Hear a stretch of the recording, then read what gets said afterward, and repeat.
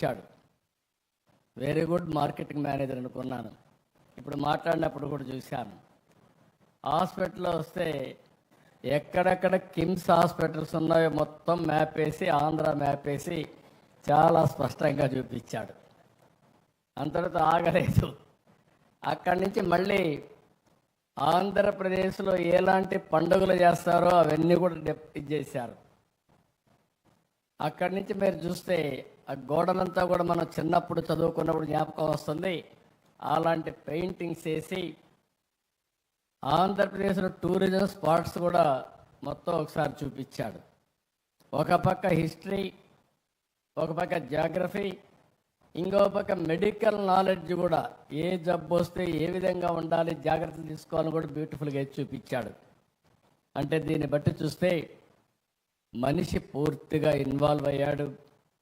ఏం చేస్తే ప్రజల్లో చైతన్యం వస్తుందో అది చేస్తూ ముందుకు పోతున్నాడు. అందుకే సక్సెస్ అయ్యాడు. దానికి మరొక్కసారి మీ అందరి తరపున కూడా రాష్ట్రంలో మీరు చూస్తే నెల్లూరు, రాజమండ్రి, శ్రీకాకుళం, ఒంగోలు, వైజాగ్, అనంతపూర్, కర్నూలు ఎక్సెప్ట్ 2 చెప్పాడు. రేపు ఎల్లుండి ఆ 2 కూడా పెట్టేస్తాడు. కాబట్టి అన్ని జిల్లాల్లో, కొత్త జిల్లాల్లో కూడా కిమ్స్ హాస్పిటల్స్ వచ్చే పరిస్థితికి వచ్చింది. అయితే ఇక్కడ మనం గుర్తుపెట్టుకోవాల్సింది,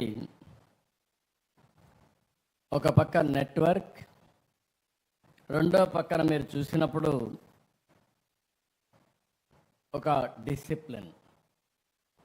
ఈ 2 కూడా ప్రాక్టీస్ చేస్తూ వచ్చారు. ఆయనైతే చాలా ఏబిసిడి నుంచి జెడ్ వరకు మొత్తం చెప్పారు. ఏ విధంగా ఉండాలి అవన్నీ చాలా డీటెయిల్గా చెప్పారు. ఈరోజు మీరు చూస్తే హైదరాబాద్లో ఒక 1000 పడకల ఆసుపత్రి సికింద్రాబాద్లో పెట్టారు. ఇంకొక పక్కన ఇప్పుడే ఆయన చెప్పింది ఒక ఆంధ్రప్రదేశ్లోనే, ఇక్కడే గుంటూరు, విజయవాడ, అమరావతిలోనే 2000 బెడ్లు పెట్టే పరిస్థితికి వస్తున్నారు. ఇవన్నీ కూడా మార్కెటింగ్. అంటే ఒక విజన్ ఉండే వ్యక్తి భాస్కర్ రావు గారు అని చెప్పిన అభిప్రాయం. అది కూడా మోడల్స్, ఒక మోడల్ ఆయన చెప్పాడు. ఆ మోడల్ కూడా మీరు చూస్తే ఎంప్లాయీస్ ఎవరైతే ఇందులో పనిచేస్తున్నారో 10,000 మంది ఈ హాస్పిటల్లో పెట్టుబడులు పెట్టారు. 25,000 కోట్ల రూపాయలు మార్కెట్ క్యాప్లో ఈ 10,000 మందికి 12,000 కోట్ల రూపాయలు మార్కెట్ క్యాప్ వచ్చిందంటే ఆ రోజు పెట్టిందంతా కూడా 100 కోట్లు పెట్టారేమో. 100 కోట్లు పెడితే ఈరోజు 12,000 కోట్ల రూపాయలు మార్కెట్ క్యాప్ వచ్చిందంటే ఆయన ఒక్కడు బాగుపడడం కాదు, హాస్పిటల్లో చేరిన ప్రతి ఒక్క డాక్టర్కి, ప్రతి ఒక్కరికి షేర్ ఇచ్చాడంటే అది విజయ రహస్యం అని చెప్పి మరొక్కసారి మీ అందరికీ తెలియజేస్తున్నా. మనందరం ఒకటే ఆలోచిస్తాం, నేను బాగుంటే చాలని. కానీ సంస్థ బాగుండాలంటే అందులో పనిచేసే వ్యక్తులకు కూడా భాగస్వామ్యం ఉండాలి. అలాంటి భాగస్వామి పెట్టాడు కాబట్టి 25 సంవత్సరాలుగా 80% ఎవరైతే ఈ హాస్పిటల్లో చేరారో ఇది నా హాస్పిటల్ అనే భావన వచ్చి ఇక్కడే హాస్పిటల్లో సర్వీస్ చేసే పరిస్థితికి వచ్చారు. ఇది ఒక మంచి అనుభవం అని చెప్పి కూడా మిగిలిన పారిశ్రామికవేత్తలకు విజ్ఞప్తి చేస్తున్నా.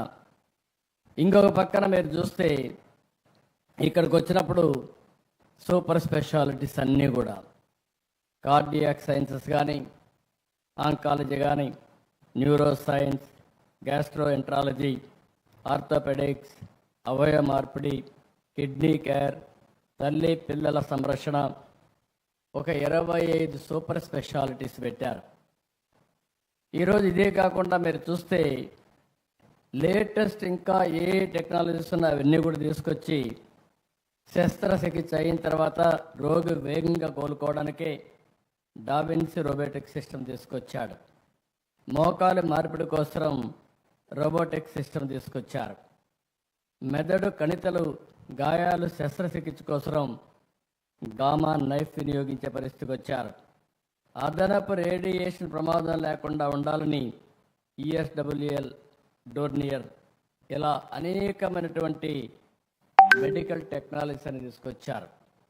ఎప్పుడు కూడా మనం ఒకటి గుర్తుపెట్టుకోవాలి, నాలెడ్జ్ అనేది డాక్టర్సే ప్రొవైడ్ చేయగలుగుతారు. అదే సమయంలో టెక్నాలజీ వచ్చింది. ఈరోజు నేను కూడా ఒక పిలిపిచ్చాను అందరికీ. ప్రతి ఒక్క వ్యక్తి రాష్ట్రంలో ఒకప్పుడు 95లో నేను చెప్పేవాడిని, ప్రతి ఒక్క కుటుంబానికి ఒక ఇన్ఫర్మేషన్ టెక్నాలజీ చదువుకున్న వ్యక్తి ఉండాలని, భవిష్యత్తును మారుస్తుందని 95 నుంచి చెప్పాను. ఈరోజు ఆ రోజు నేను ఇచ్చిన పిలుపు ఈరోజు మీరు చూస్తే ప్రపంచంలోనే ఎక్కువ ఆదాయం ఎవరికి వస్తుందంటే భారతీయులకు వస్తుంది. అందులో మొదటి స్థానంలో ఎవరున్నారంటే తెలుగు జాతి ఉన్నారని చెప్పి మరొకసారి గుర్తు చేస్తున్నాను. 95 నేను మాట్లాడింది ఐటీ మాట్లాడాను. ఈరోజు నేను మాట్లాడేది ఏఐ మాట్లాడుతున్నా, ఆర్టిఫిషియల్ ఇంటెలిజెన్స్ మాట్లాడుతున్నా. ప్రతి ఒక్క వ్యక్తి ఏఐ ఉపయోగించుకోవాలి, లేకపోతే ఏఐ ద్వారా యూస్ కేసెస్ తయారు చేసే సామర్థ్యాన్ని పెంచుకోవాలి. ఇదేం పెద్ద బ్రహ్మ విద్య ఏం కాదు. మన పిల్లలందరూ బాగా తయారయ్యారు. ప్రపంచాన్ని శాసించబోయేది భవిష్యత్తులో ఏఐ శాసిస్తుంది. ఆ విషయం కూడా మీరు గుర్తుపెట్టుకోవాల్సిన అవసరం ఉంది. ఈరోజు మీరు ఒకసారి చూస్తే ఇక్కడ ఉండే హాస్పిటల్లో కూడా ఒక 20కి పైగా అతి కీలకమైన వైద్య సేవలు అందిస్తున్నారు. నేను అందుకే డాక్టర్స్ అందరూ మీరు ఇక్కడ ఉన్నారు. డేటా అనేది నెట్వర్క్ హాస్పిటల్స్ కాబట్టి దేశం మొత్తం అనేకమైన డిసీజులకు కావలసిన డేటా అంతా కూడా హిస్టారికల్ డేటా ఉంటుంది. భవిష్యత్తులో ఒక హాస్పిటల్దే కాదు సంపద. భాస్కర్ రావు కిమ్స్లో మీరు చూస్తే దేశంలో ఎవ్వరి దగ్గర లేని డేటా, ప్రపంచంలో ఎవ్వరి దగ్గర లేని డేటా కిమ్స్ దగ్గర ఉంటుంది. డేటా వెల్త్ అని చెప్పి మీ అందరికి తెలియజేస్తున్నా. రేపు రాబోయే రోజుల్లో సంపద మన దగ్గర ఎన్ని కోట్లు ఉన్నాయని కాదు, నా హాస్పిటల్ ఈరోజు మార్కెట్ వాల్యూ ఎంత ఉందని కాదు, నా దగ్గర ఎంత డేటా ఉంటే ఆ డేటాను ఉపయోగించుకుని ఆర్టిఫిషియల్ ఇంటెలిజెన్స్ చేస్తే నిర్ణయాలు 100% పర్ఫెక్ట్గా వస్తాయి.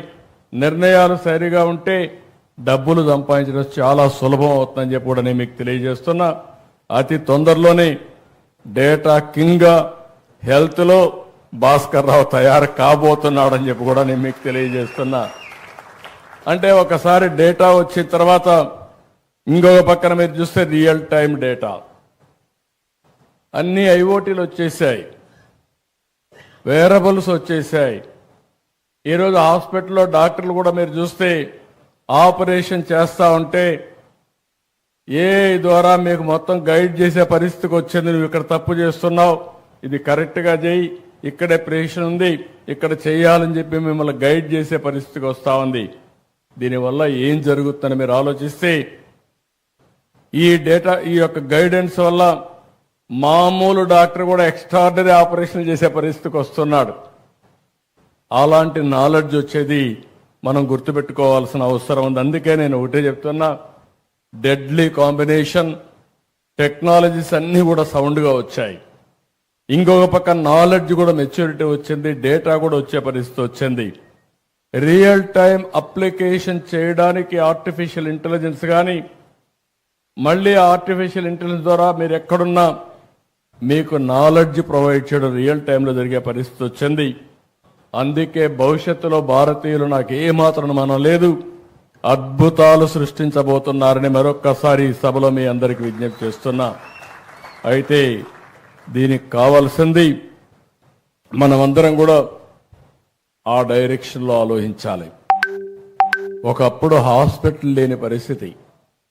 82 మా ఫాదర్ ఇన్ లా గౌరవనీయులు ఎన్టీ రామారావు గారు, ఆ రోజు ఆయన ఆపరేషన్ చేసుకోవాలంటే అమెరికాకు పోయి హార్ట్ ఆపరేషన్ చేసుకొని వచ్చాడు.